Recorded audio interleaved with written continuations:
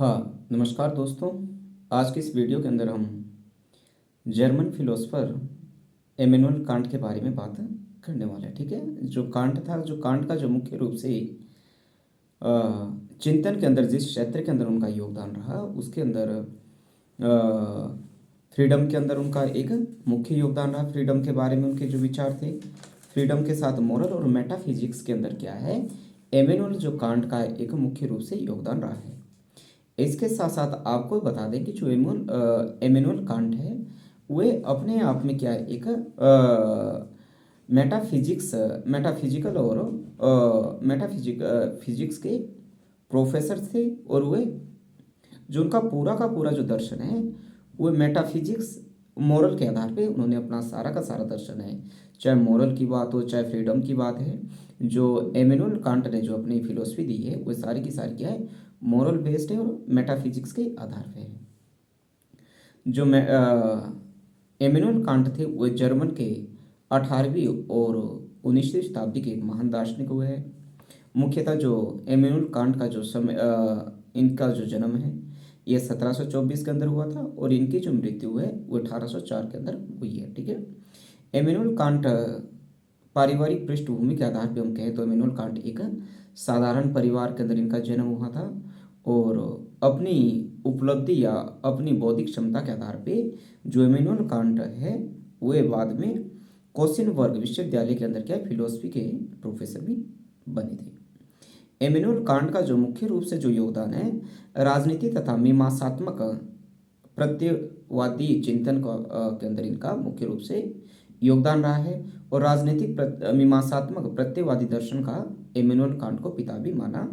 जाता है। ठीक है, इसके साथ जो इमैनुअल कांट है प्रतिवादी विचारकों ने जो विवेकवादी एवं भौतिकवादी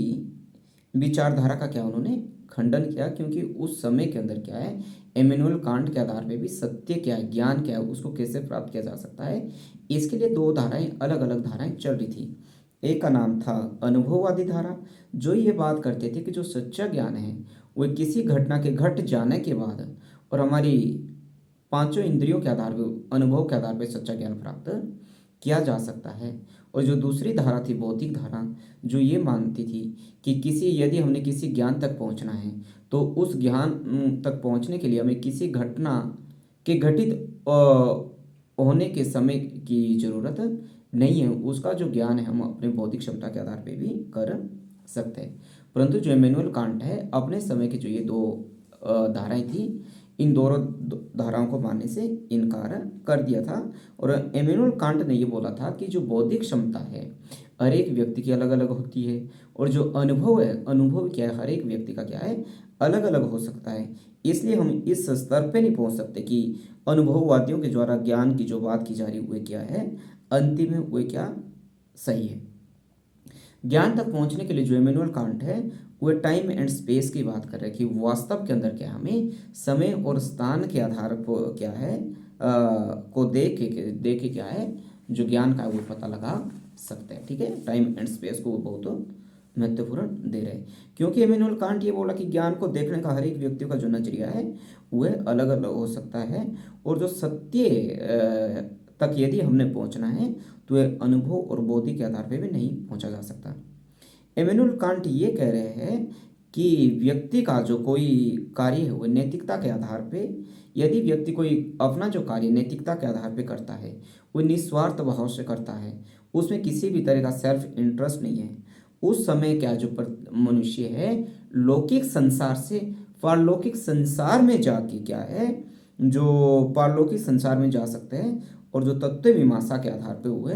नैतिकता के आधार पे पहुंचते हैं। फिर इमैनुअल कांट कह रहे हैं कि सत्य क्या है ये कैसे परिभाषित किया जा सकते है। इमैनुअल कांट कह रहा है कि जो सत्य क्या है हम इस आधार पे परिभाषित नहीं करेंगे कि या क्या चर्च ने कहा है या किसी पदरी के द्वारा ये कहा गया है, बल्कि सत्य हम उसे कहेंगे जो कि हमारे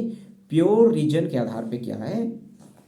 हमें प्योर रीजन के आधार पे सही प्रमाणित होगा। और प्योर रीजन के आधार पे क्या है, स्वहित के आधार पे नहीं, सेल्फ इंटरेस्ट के आधार पे नहीं, बल्कि सोशल वेलफेयर के आधार पे या ह्यूमनिटी के आधार पे, जो ह्यूमनिटी के वेलफेयर के अंदर जो वर्क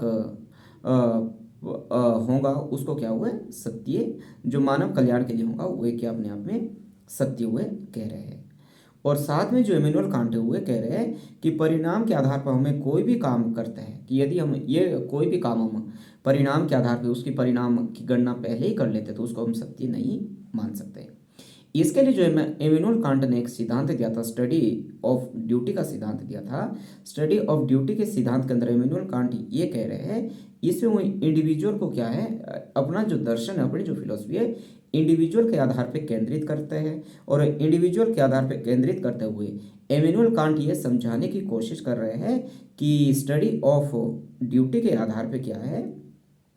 प्रत्येक व्यक्ति जब अपना नैतिक कार्य करता है और नैतिक कार्यों का जो पालन करता है, इसके लिए क्या हुआ दो तरह के आदेश की बात करता है। एक तो पहला जो आदेश है, ऑर्डर है, जो आदेश है वो कल्पित आदेश होता है या हिपोथेटिकल कंडीशंस हो सकती है, जिसके अंदर इमैनुअल कांट ये कह रहे हैं कि जो हिपोथेटिकल कंडीशंस के अंदर क्या है कि हमें कोई काम कितना करना है, हमने उसका परिणाम पहले ही तय कर लिया कि जैसे मुझे यूपीएससी के अंदर शामिल होना है और यूपीएससी के अंदर मुझे क्या पहला स्थान लेना है, इसके लिए क्या मैं बहुत अधिक मेहनत करूंगा मुझे पता है। परंतु यदि यूपीएससी के अंदर क्या मुझे पहला स्थान नहीं लेना है या यूजीसी नेट सेट के अंदर मुझे पहला स्थान नहीं लेना है, मुझे पता कि मुझे क्रैक करना है, मुझे प्रवेश एडमिशन मतलब वहाँ पे मेरी वहाँ पे एंट्री जरूर होनी चाहिए, परंतु मुझे पहला स्थान नहीं लेना, तो मैं अधिक मेहनत नहीं करूंगा, मैं उतनी मेहनत करूंगा जितना कि मुझे हाइपोथेटिकल एक हम बना लेते हैं कि यदि हमें वहां तक पहुंचना है तो हमें उस हिसाब से क्या है मेहनत करने की जरूरत है। और जो इमैनुअल कांट है इसको भी बेहतर नहीं मानते, इमैनुअल कांट का मानना है कि वो इससे भी बेहतर नहीं मानते। और सेकेंड जो वे कह रहे हैं कि एब्सोल्यूट ऑर्डर, एब्सोल्यूट ऑर्डर के अंदर जो इमैनुअल कांट ये बोल रहे हैं कि जब कोई आदेश क्या है सेल्फ इंटरेस्ट का परित्याग करके जो हम क्या करते हैं, जो सेल्फ इंटरेस्ट का परित्याग करके सोशल वेलफेयर के अंदर या ह्यूमन वेलफेयर के अंदर जब हम कोई काम करते हैं, कोई मॉरल फंक्शंस करते हैं, उसको क्या है जो मॉरल फंक्शन करता है वो जो फंक्शन वो बेहतर है, जैसे वो कैटेगोरियल मॉरल ड्यूटी के अंदर काउंट कर रहे हैं। उसके अंदर वो फर्स्ट के अंदर रख रहा है जो यूनिवर्सल प्रिंसिपल्स के अंदर, यूनिवर्सल प्रिंसिपल्स के अंदर जो इमैनुअल कांट कह रहे हैं कि विश्व में कोई भी आदमी कोई भी काम,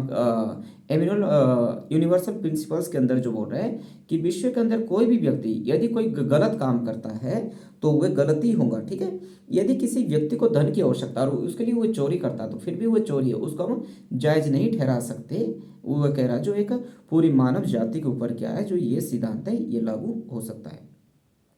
सेकंड बात कर रहे हुए ह्यूमनिटी प्रिंसिपल्स की, जिसके आधार पे क्या है जब हम कोई काम ह्यूमन को केंद्र में रख के करते हैं, उसके धर्म उसकी जाति व भाषा के आधार पे नहीं करते हैं, बल्कि जो व्यक्ति का जो नैतिकता के आधार पे जो मानवता के रूप में जब हम किसी व्यक्ति को मानेंगे तो वह जो हमारा काम होगा वह प्योर मोरलिटी के आधार पे होगा। और इसके आधार पे हम जो व्यक्ति को है साध्य मानते ना कि साधन के रूप में उसका प्रयोग करते हैं, ठीक है। और जो इसके अंदर क्या हुआ सार्वभौमिक मानववाद की वह बात करने की कोशिश कर रहे हैं। अब इमैनुअल कांट का जो महत्वपूर्ण जो नेक्स्ट कॉन्सेप्ट है उसके अंदर वो बोल रहे हैं फ्रीडम। फ्रीडम के अंदर इमैनुअल कांट क्या कह रहे हैं कि फ्रीडम का मतलब वो नहीं कि एब्सेंस ऑफ द रिस्ट्रिक्शंस नहीं बोल रहे हुए। इमैनुअल कांट एक फिलोसफी के प्रोफेसर थे और उनकी जो पूरी की पूरी जो फिलोसफी थी वो इंडिविजुअल के आधार पे केंद्रित थी,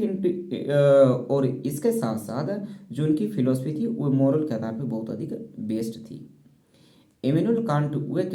ये कह रहे हैं कि जब कोई हम फंक्शंस करते हैं, कि जब हम कोई कार्य करते हैं और उन कार्यों के ऊपर क्या है हम नैतिकता के आधार पे स्वयं अपने ऊपर क्या है रीजनेबल रिस्ट्रिक्शन लगाते हैं, ऐसे समय पे जो हम काम करते हैं ऐसी स्थिति में क्या हुआ स्वतंत्रता के आधार पे उनको सही स्वतंत्रता कह सकते हैं, क्या हुआ सही या सच्ची स्वतंत्रता, ठीक है। इसके लिए जो इमैनुअल कांट क्या कह रहे हैं, इमैनुअल कांट का ये मानना है कि नैतिक दृष्टि से जो मानव है वो वास्तव में क्या है, वो वास्तव में स्वतंत्र है, ठीक है। इसके लिए मोरलिटी और फ्रीडम के जो कॉन्सेप्ट इसको साथ साथ कह रहे हैं। और इसके साथ जो इमैनुअल कांट का ये मानना है कि यदि मनुष्य को अपने नैतिक संकल्प के अनुसार काम करने की स्वतंत्रता दे दी जाए तो वह स्वतंत्र हो जाएगा। यहाँ से जैसे रूसो कहता था कि जो प्रत्येक व्यक्ति को प्रकृति की अवस्था की तरफ लौट जाने की बात कर रहा है, ठीक है। एमिनुअल कांट ने क्या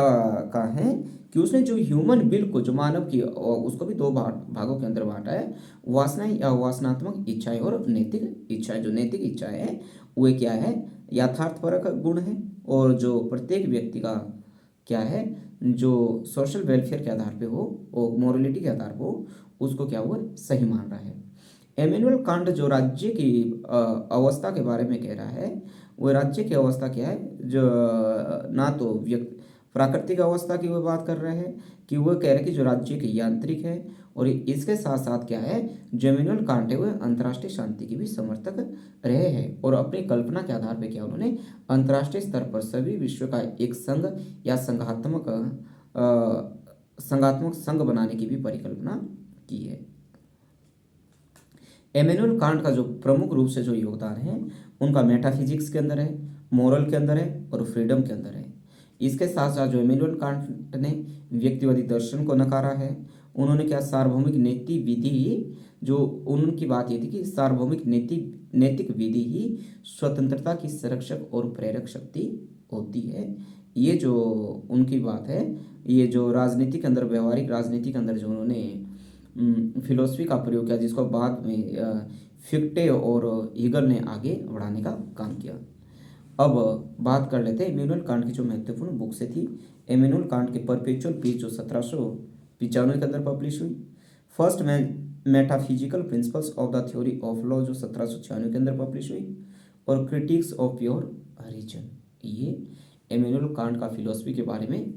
हमने जिक्र कर लिया है। और ये जो प्रश्न है इमैनुअल कांट के बारे में, जो मेटाफिजिक्स का है, या इमैनुअल कांट का जो लौकिक विषय से पारलौकिक विषयों की तरफ कैसे आगे बढ़ना है, यूपीएससी के अंदर, आपकी यूजीसी नेट सेट के अंदर, या कॉलेज गेट के अंदर, या पीजीटी के अंदर भी कॉन्सेप्चुअल प्रश्न यहाँ से पूछने की पूरी संभावना रहती है। तो आपसे उम्मीद करते हैं कि इस वीडियो के माध्यम से आपको इमैनुअल कांट के फिलोसफी को समझने में मदद मिली होगी। इमैनुअल कांट की जो पूरी की पूरी फिलोसफी है वो क्या, मोरलिटी के आधार पे है, और ह्यूमन इंडिविजुअल के आधार पे क्या है, और ह्यूमन वेलफेयर के आधार पे उनकी जो फिलोसफी है वह केंद्रित है। Thank you.